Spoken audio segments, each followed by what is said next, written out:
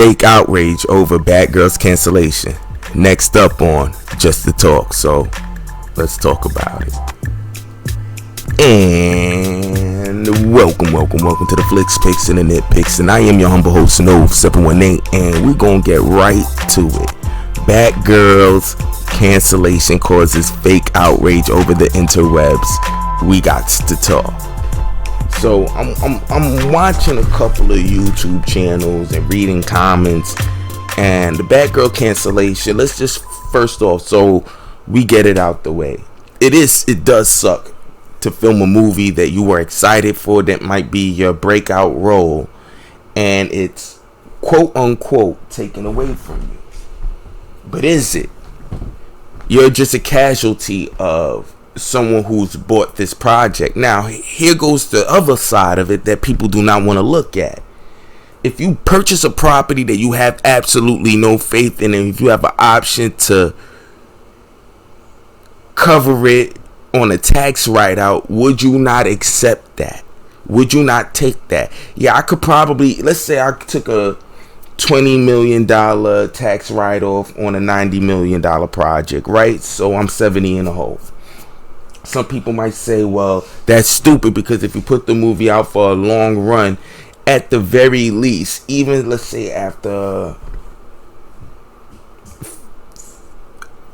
let's say 3 to 5 weeks exposure, let's say you break even, or matter of fact make 90 domestic, at least abroad you could cover the rest of the money, let's say 200 250 worldwide. So if you double the 90 for marketing and things of that nature that you would have to do to put the film out, you will still inevitably be probably at 250, still make anywhere from $50 million profit. Now, what if this movie takes the universe in a different type of direction and puts the franchise in a different direction that now we have to be committed to, and it could be brand damaging, which makes it worse. Reasoning being is because if you damage and tarnish your brand moving forward, the adverse effect can make it a lot worse than what you anticipate. And then redirecting and recoursing the ship will probably cost you a lot more money in reinvesting. And down the line, even if you do a reboot down the line, like, the effects of this could damage you for quite some time, that you might have to leave an even more negative space before you even reboot it again. We've seen that with the Batman, when George Clooney's reiteration kind of effed up the comic book actual movie universe in terms of like comic book movies coming around, and kind of like killed this momentum for like damn near like, shoot, what was it like? I mean, Batman maybe about like 8 years before you seen the next movie, 8 to 10 years. But at the same time, comic book movies found the next found its stride maybe like 2-3 years afterwards with Blade. But Blade was kind of like, you know what I mean, went kind of under the cover, if you will. Then when you the next year, X-Men, and then they kind of like slow strolled into Spider-Man, which kind of killed everything and kind of kicked off the golden era of comic book movies. But people got to remember the business aspect of it. It's a business. Like, if you purchase something or purchase a franchise, you have to make sure that you protect the integrity of the franchise moving forward, because that can actually damage something that you have personally invested in. And as you can see, Zaslav has actually went out of his way to let you know that he wants to prioritize the DC brand. He feels it's damaged and been mismanaged. So in order to redirect the course of the franchise, you may have to scrap everything everyone else done before, even if I might still be using the toys. But the whole idea and concept and the direction, tones, things of that nature, you may have to redirect. And from what I understood, they said the quality didn't look there. It looked more CW. And let's be for real, that's the first thing everyone said when they released the pictures. The first designs. To me, it looked cool enough, but I felt like they could have did a lot more. But if this was her let's say, her, how you call it, prototype suit, then it would make sense. Again, we do not know what they were attempting to do. No one's even 100% sure if whether or not that Batman is Bruce Wayne in another universe or Thomas Wayne. Again, people are not thinking about Flashpoint. At the end of the day, it was Thomas Wayne. We're not even 100% sure this is Thomas Wayne, which would probably have made a lot more sense narratively speaking, because even if you look at some of the shots, it doesn't really look exactly like Tim Burton's universe, nor does the design elements look like it sits well in Tim Burton's universe. So again, I mean, and I would like to think if we're going to revisit that Batman, you would want to revisit Tim Burton's to really kind of get back to that universe, if you will, to make it look like an updated version of where we once was from prior. And I don't think that that's the type of level of commitment they put into this Batgirl film. That's not to say that there was no love or no labor of love attached to it. It's just to say that I don't think that that was the direction initially pushed, if you will, that might have got that level of commitment from your directors.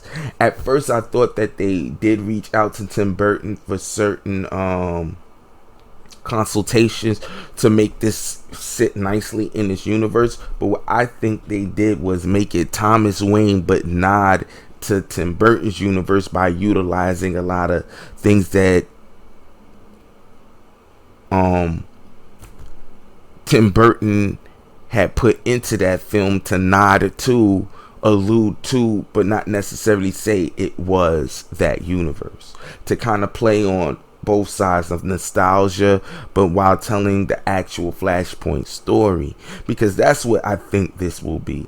Obviously, you're not going to get the Amazons versus the Atlanteans story. That's not where they're going to go with it. And again, I don't think that we know enough about Batgirl or even the Flash film to even begin to assume that this could have been an excellent film. And this weird fake outrage of feeling like it's so unfortunate for Leslie Grace and all, y'all didn't care about that from the beginning. And all these people that feel so sorry for the effort to not see their full vision come from, some of these same guys are the same weirdos that are anti-Snyder Cut fans when a certain film was scrapped, butchered, but because you didn't like him, that you thought that the Zack Snyder's Justice League should have never seen the light of day. Well, guess what? If someone purchased this film and feels, hey, because the first one, at least the fans, quote unquote, wanted and fought to get that movie to be released to let people know that there was a fan base that was interested in it. Fine, great, boom. There's no fandom for this. We haven't seen Batgirl since like Alicia Silverstone's rendition. So it's kind of like odd, at least for me, to see so many people get this fake outrage over a film that nobody was really digging into or was heavily interested in or was trying to break news and rumor reports about it outside of trying to figure out the direction of the DCEU moving forward. No one really cared about the character in general. Even the attitudes about a black or Hispanic, however you want to call it, even though Hispanic is not a race, but that's not the channel for it. You know what I'm saying? A black Batwoman would not have rolled over well for the fans at large, because it's such a, I won't say narrative change, but an aesthetic change from where it came from. Even though there was a level of that and concern on that, not too many people was talking about it because it seemed like no one really cared really about that. They cared more about Michael Keaton's involvement and what he was going to do. Like, even with the Flash, more people were concerned with the information about Michael Keaton, not so much in the Flash as they were with Batgirl, because people were confused about J.K. Simmons' role and is this part of the Snyderverse, and there's a lot of other things around it more than Batgirl the film. And that's the thing. I've heard more people interested in Firefly the bad guy in it, Brendan Fraser's rendition, and his comeback to Hollywood than Batgirl. And again, it's unfortunate that she got wrapped up in things that was set before her. In other words, this wasn't something that this was something that she inherited rather than started on her watch. All the issues and sensationalism and the issues around it. But to be clear, I really want to zero this in, not so much on the fact that Leslie Grace and the team and people behind this film will never get to see this film hit the light of day.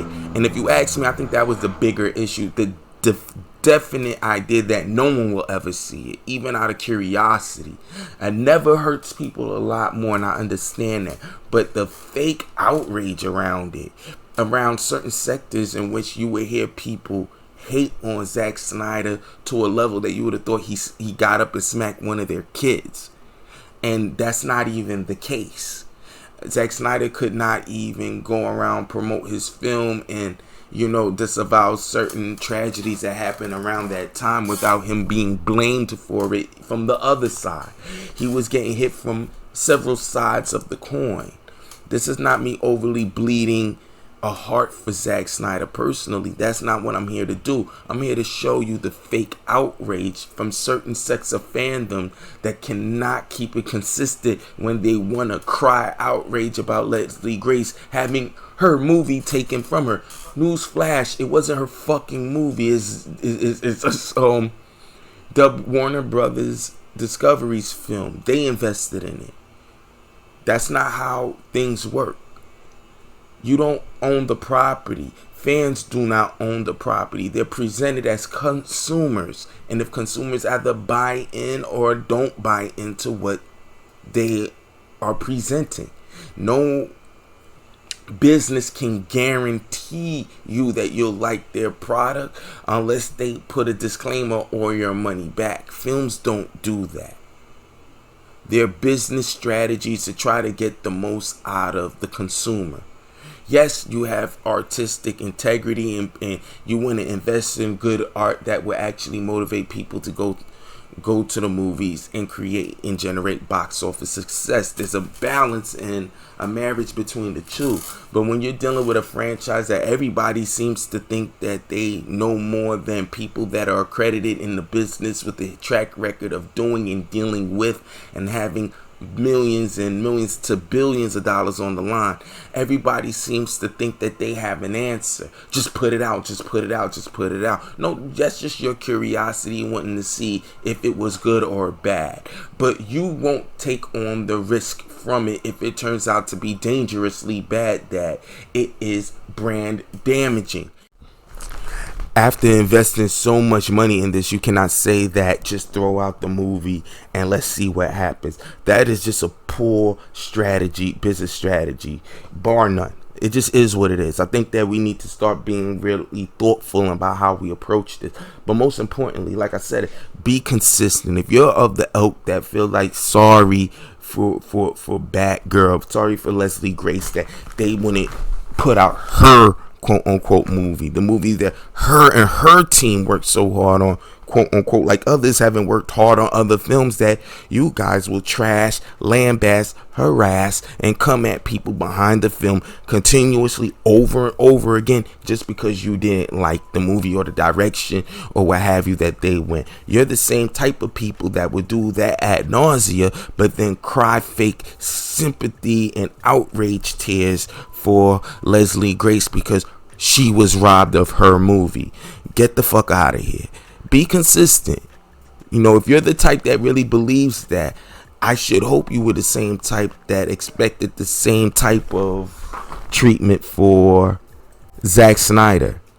And this is not to always bring it back to Zack Snyder, but I just find a lot of these anti-Zack Snyder squads, cliques, crews, and gangs to be weird as fuck and inconsistent, because they'll cry outrage for this film but then really want, people that were invested really cared about seeing that movie, because we at least have a history of those people saying they liked the direction of where it was going from prior, and that they really wanted to see it, and you guys wanted to, you know what I mean, kick over their sandcastle because you just didn't like the director. Now all of a sudden you guys are so excited over a Batgirl film, or rather interested in it because it's messed up that they dropped their movie. Well, I'm sorry, I don't understand it. You guys should have been even the first ones glad that they did this. Kicked over everyone's sandbox and said we're gonna start from scratch. Isn't this what you guys wanted? Isn't this the type of shit that you was expecting from the from higher ups, from Disney, excuse me, not Disney, but from WB execs, to kind of just get rid of all of this and start all over again and reboot? Well, guess what? You guys got you're the Batman, but that's not enough. You still F everything Zack Snyder did. Everybody want to keep hating on him, and that's the thing that I don't understand, because you're the same ones that, and the same YouTubers that let someone say something about you that's in the industry. Oh my gosh, they're punching down on me.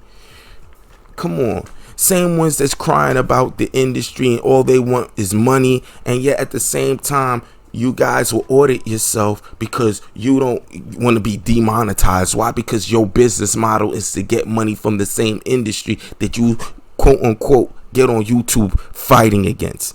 Miss me with that. You know what I mean? And then in between time, in the meantime, you're going to sell products and other type of streams of revenue that can actually increase your purse on your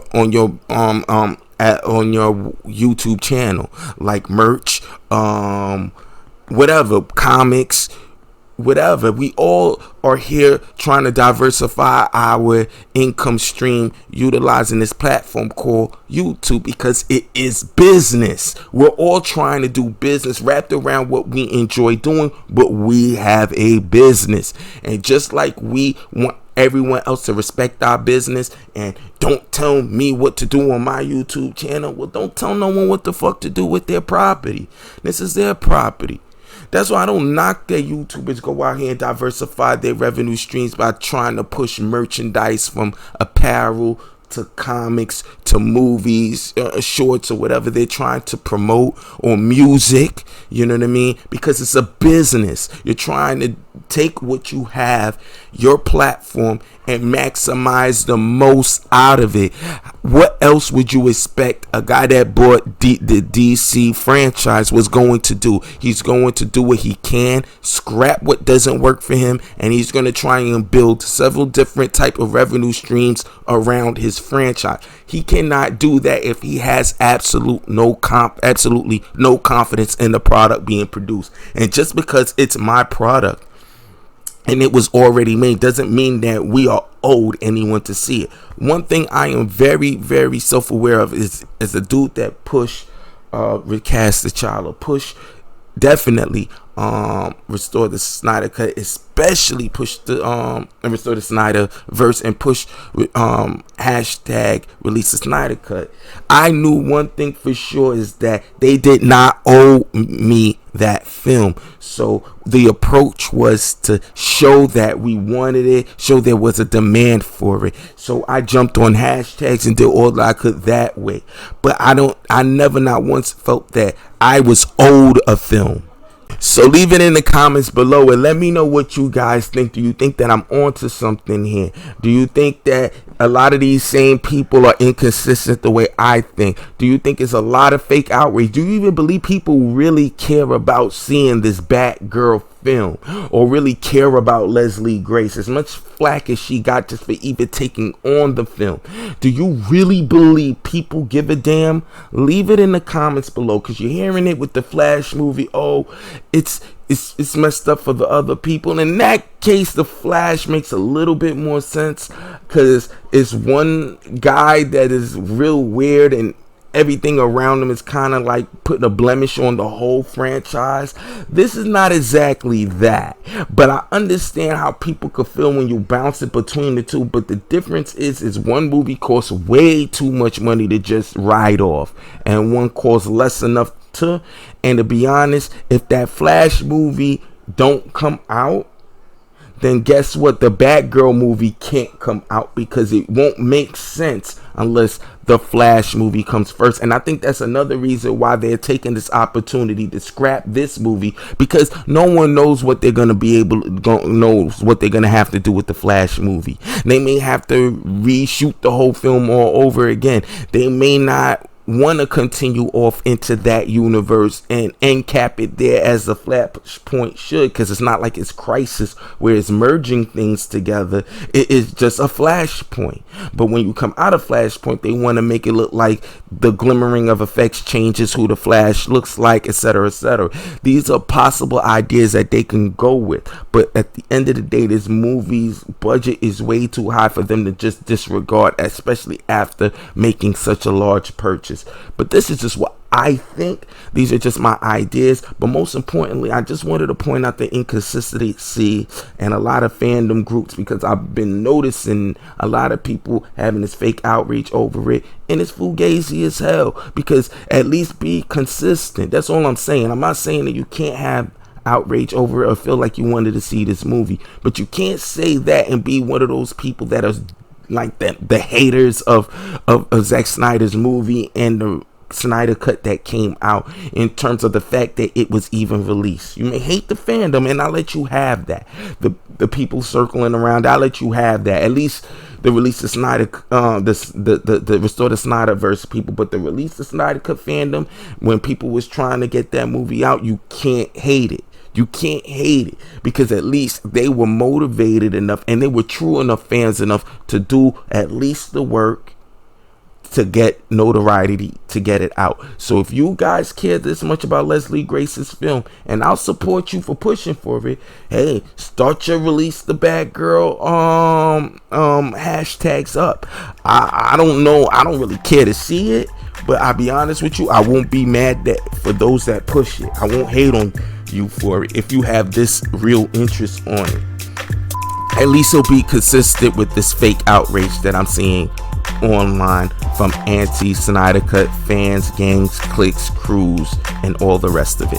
But that's all I got for this one. Let me know in the comments below if you feel the same way that I do, and even if not, you at least see my point. Leave it in the comments below. Like, share, subscribe. See you next time, and as always, till I have a better outro. Chill.